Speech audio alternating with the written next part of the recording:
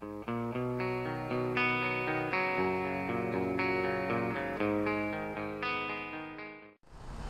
regulatory agency in the state of Minnesota wants the cable, I should say the internet providers in the state of Minnesota, such as Comcast and Quest and AT&T and the like.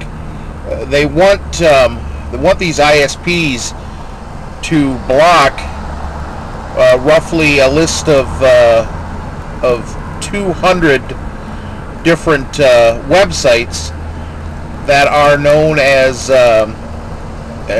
online gaming sites, whether they be poker, whether horse racing, sports betting, and the like.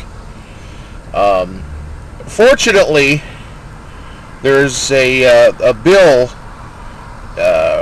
being considered right now in the Minnesota State House that would basically tell this regulatory agency, hey, you know, we've got bigger fish to fry. We don't what people are doing in their own homes really, you know, they're not hurting anybody.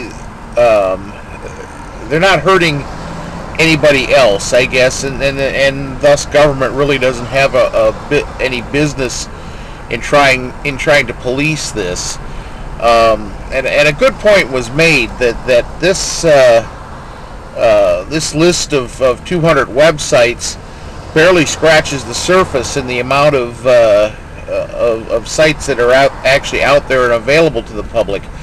And we have to remember that these websites are not in the United States. Most of these websites are overseas to begin with, and even if the Regulatory Commission was successful in banning or making these ISPs block these particular websites, there are still ways around that. People will find a way to do this. And we have to remember one thing that was lost in all this. Unlike problem gambling, such as going to the casino and the like, let's face it, if a person runs into too much problem gambling to the point where he can't afford to pay his bills, his internet access will more than likely go bye-bye anyways. So I really think that this is a small problem. People are doing this just as another diversion. You know, gambling, it's kind of like other adult vices. You know, it's been around for a while. People are going to find a way to do it one way or another. You know, back in the day when there was such a thing as, you know, parlay cards and numbers and whatnot. You know, people will find a way.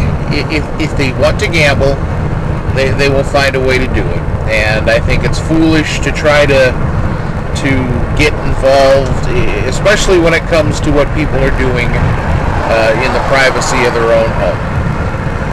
That's all I have for that. This is John Shannon, the Redneck Cabbie. Adios.